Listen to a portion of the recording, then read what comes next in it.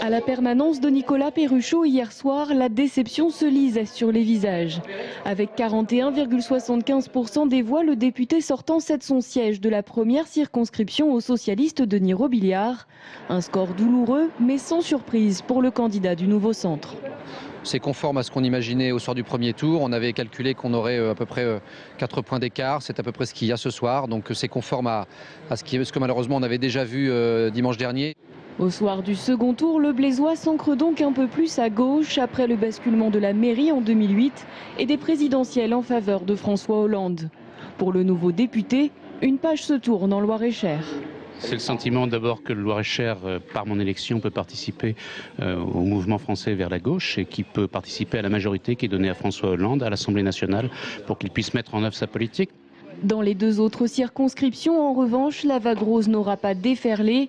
Dans la circonscription de Vendôme, Maurice Leroy conserve son siège avec des scores sans appel. 54% sur Vendôme, sur Saint-Ouen en tête, 60% sur la ville de Montoire et sur le canton de Montoire, qui ont pourtant des maires socialistes. Comment vous dire? C'est de bon augure pour la suite. Dans la deuxième circonscription, traditionnellement à droite, le député UMP Patrice Martin-Lalande est lui aussi réélu.